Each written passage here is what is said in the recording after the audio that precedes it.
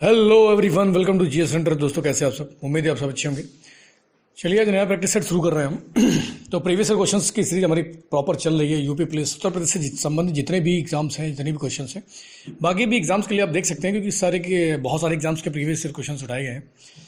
तो लगातार हम लोग कर रहे हैं इसको। जो हमारा पॉलिटी का सेट है, तो उत्तर प्रदेश स्पेशल वगैरह पॉलिटी सेट हम सारे कंप्लीट कर रहे हैं। तो इसको देख लो, बहुत ज़्यादा हेल्प मिलने वाली है आने वाले एग्जाम्स के लिए, क्योंकि बार बार रिपीटेशन होता है क्वेश्चंस का, बहुत ज़्यादा रिपीटेशन होता है और अच्छे लेवल के क्वेश्चन है। सिंपल भूल जाओ, बिल्कुल भी सिंपल नहीं करना है कि सिंपल क्वेश्चंस कर रहे हैं, सिंपल क्वेश्चंस करके कुछ नहीं होगा। तो एक अच्छे लेवल के क्वेश्चन होने चाहिए और बढ़िया जो प्रीवियस ईयर में पूछे गए हैं उस टाइप के क्वेश्चन हम सॉल्व कर रहे हैं। तो चलिए देखते हैं आज पहला क्वेश्चन हमारा पॉलिटी का। कौन सा पॉलिटी का पहला क्वेश्चन?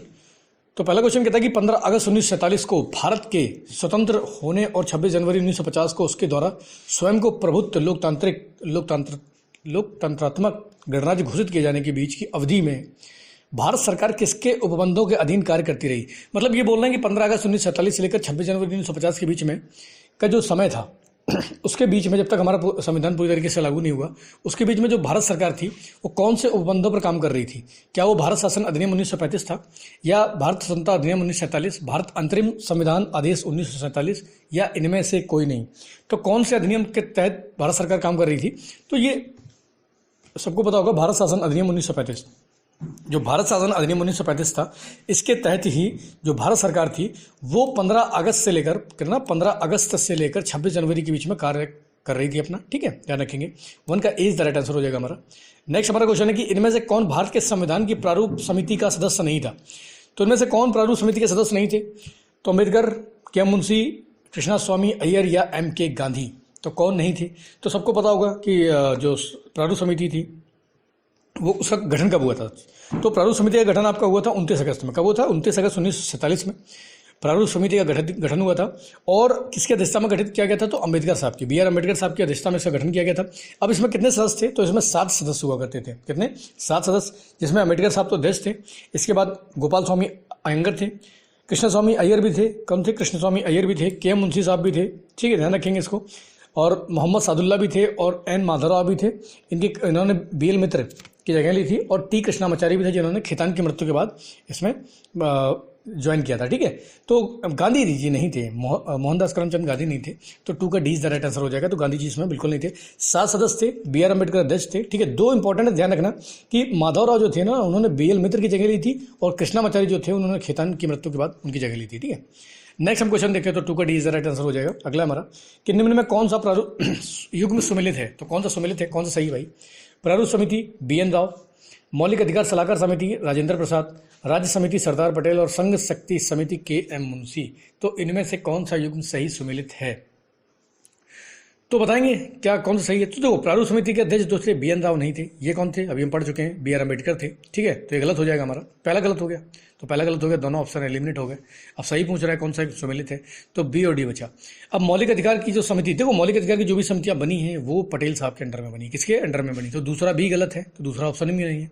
तीसरा है कि राज्य समिति, तो राज्य समिति के अध्यक्ष कौन थे? तो जो राज्य समिति है उसके अध्यक्ष कौन थे? जवाहरलाल नेहरू थे। राज्य हो या संघ हो, तो दोनों के अध्यक्ष कौन थे? जवाहरलाल नेहरू थे। तो तीसरा चौथा भी गलत है। तो कौन सा युग्म सुमेलित है? तो तीसरे का D is the right answer हो जाएगा कि इनमें से कोई नहीं।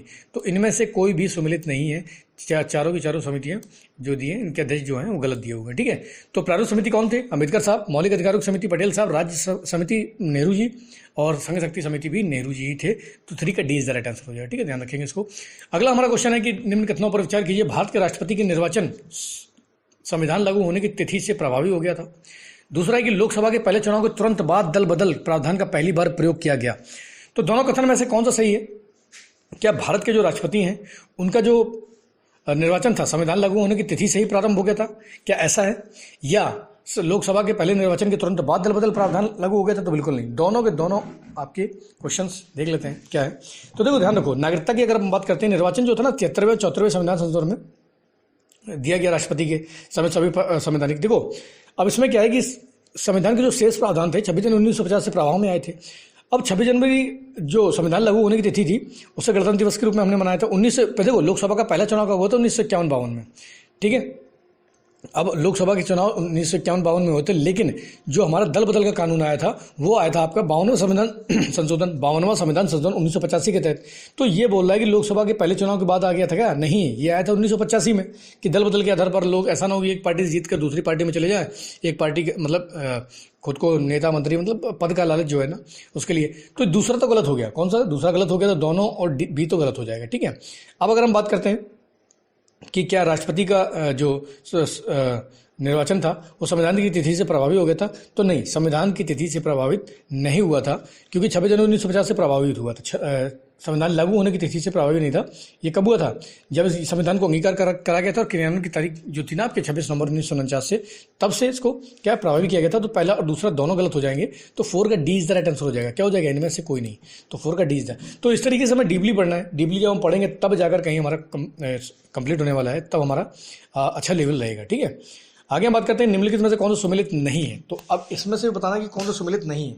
तो आपका 3 सुमेलित है, 1 सुमेलित नहीं है। तो संघ संविधान समिति, देखो संघ संविधान समिति जो भी संघ से शुरू होता है ना वो नेहरू जी है। संघ संविधान समिति या राज्यों की समिति, इसमें नेहरू जी ही अध्यक्ष रहे हैं। तो एक तो सही है। दूसरा है मूल अधिकार। देखो मौलिक अधिकार अगर बात करें ना तो मौलिक अधिकार के लिए अम्बेडकर साहब नहीं थे।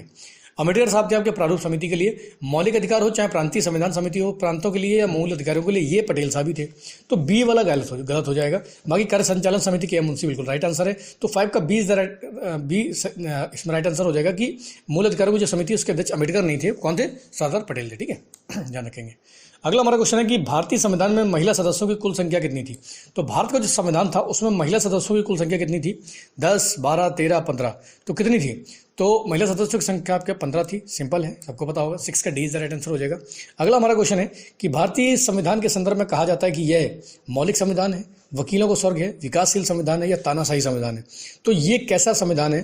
तो इस देखो भारतीय संविधान को वकीलों का स्वर्ग कहा गया, क्योंकि इतना पेचीदा है ना कि यहाँ पर जो ना वकील जो होते हैं ना बड़ा फायदा उठाते हैं। बोलते हैं ना कि अगर आप एक बार अदालत चले गए ना तो घर जमीन सब कुछ बिक जाती है। तो इसलिए भारतीय संविधान जो है ना वकीलों का स्वर्ग है। आप जाते जाते भाग जाएंगे, तारीखों पे तारीख, तारीख पे तारीख लगती रहेगी, लेकिन कुछ भी नहीं होने वाला है। तो ये कहा किसने था? ये भी पूछ सकते हैं वकीलों का स्वर्ग किसने कहा। तो आइवर जेनिंग्स साहब थे, उन्होंने इसको कहा था कि वकीलों का स्वर्ग है, ठीक है, क्योंकि बड़ा जटिल है। विधिवत है पूर्ण है, इतना आम नागरिक समझ नहीं पाता, मतलब सिंपल भाषा में नहीं है, बहुत ज़्यादा जटिल भाषा में है। तो इसलिए इसको वकीलों का स्वर्ग कहा गया। किसने कहा? Ivor Jennings. 7 का 20 द राइट आंसर हो जाएगा। अगला हमारा क्वेश्चन है कि निम्न कूटों का सही कालक्रम लगाएं। अब इनका कालक्रम सही लगाना है कि कौन सा पहले आया कौन सा बाद में आया। तो देखो संविधान सभा की पहली बैठक, माउंटबेटन योजना, उद्देश्य प्रस्ताव का प्रस्तुत होना या प्रारूप समिति का गठन। अब चलिए इनके ऊपर बात कर लेते हैं। अब देखो संविधान सभा की पहली बैठक कब हुई थी? तो ये हुई थी आपकी 9 दिसंबर को। कब हुई थी? 9 दिसंबर को हुई थी। अब अगर हम बात करते हैं माउंटबेटन योजना कब आई थी, तो ये आई थी आपकी 3 जून को। 3 जून 1947 को संविधान सभा की बैठक हुई थी आपकी 9 दिसंबर 1946 को, ठीक है। अब देखो 46 को ये हुई थी, 47 को ये हुई थी माउंटबेटन। अब प्रारूप समिति की अगर हम बात कर लेते हैं कि प्रारूप समिति का गठन कब हुआ था? 29 अगस्त को हुआ था। कब हुआ था? 29 अगस्त 1947 को हुआ था। तो अब इसके हिसाब से हम देख लेते हैं। और उद्देश्य प्रस्ताव की अगर हम बात करते हैं, किसकी हम बात करते हैं, तो 13 दिसंबर को उद्देश्य प्रस्ताव पारित किया गया था। उद्देश्य प्रस्ताव कब? 13 दिसंबर 1946 को। तो संविधान सभा की पहली बैठक कब हुई थी? तो ये हुई थी 9 दिसंबर 1946 को। तो ये हमारा पहला सही हो जाएगा। तो पहला वाला कहाँ पर है? पहला देख लो। तो ये दोनों तो एलिमिनेट हो गए। अब बी और डी में से होगा। तो पहला तो है हमारा संविधान सभा की जब पहली बैठक हुई 9 दिसंबर को, उद्देश्य प्रस्ताव नेहरू जी ने 13 दिसंबर को पारित किया। तो 1 और 3 तो हमारा बी दिखाई पड़ रहा है। डी खत्म हो जाएगा। तो बी हमारा राइट आंसर हो जाएगा। 2 देखना हो तो देखो, नहीं कोई बात नहीं। उसके बाद माउंटबेटन योजना 3 जून को आई थी, फिर 29 अगस्त को आपका प्रारूप समिति का गठन किया गया था। तो इसका जो राइट आंसर हो जाएगा हमारा वो कितना हो जाएगा? क्वेश्चन नंबर 8 का राइट आंसर हमारा बी हो जाएगा, ठीक है। ध्यान रखेंगे कि सबसे पहले क्या हुआ था कि संविधान सभा की पहली बैठक हुई थी 1946 में, ठीक है। 9 दिसंबर 1946 को। माउंटबेटन योजना तो आई थी आपकी किसमें आई थी? जून में आई थी, 3 जून 1947 को। उद्देश्य प्रस्ताव नेहरू जी ने 13 दिसंबर 1946 को पारित किया था। और प्रारूप समिति का गठन कब हुआ था? 29 अगस्त 1947 को। तो इसके हिसाब से हमारा जो राइट आंसर हो जाएगा वो बी 1324 हो जाएगा, ठीक है। ध्यान रखेंगे इस टाइप के क्वेश्चन बहुत ज़्यादा इंपॉर्टेंट होते हैं, बहुत बार एग्जाम में पूछे जाते हैं, ठीक है। देखो इस तरीके से करते रहना। निम्नलिखित में से किसने संविधान सभा के विचार विमर्श में भाग नहीं लिया था? तो कौन था जो संविधान सभा के विचार विमर्श में भाग नहीं लिया था?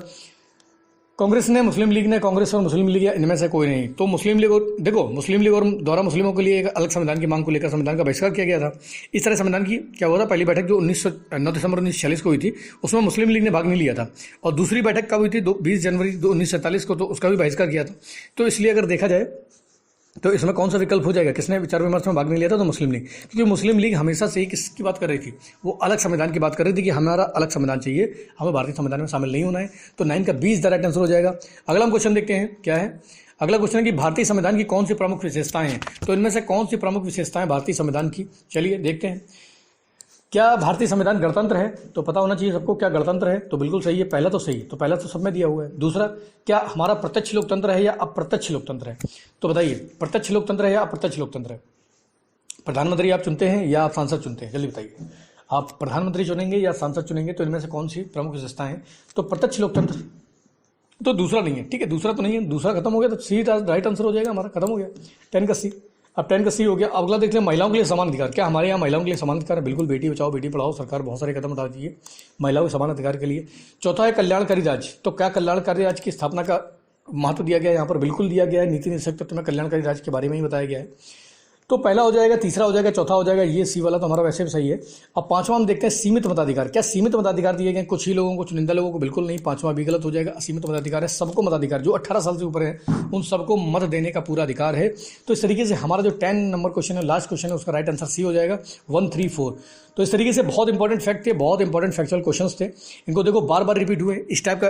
देखो लेवल तो यही चलने वाला है, लेवल इससे कम नहीं जाएगा, इससे ज़्यादा ही जाएगा लेवल, क्योंकि एग्जाम बहुत ज़्यादा टफ हो गए हैं और एग्जाम का कंपटीशन भी बहुत ज़्यादा टफ हो गया है।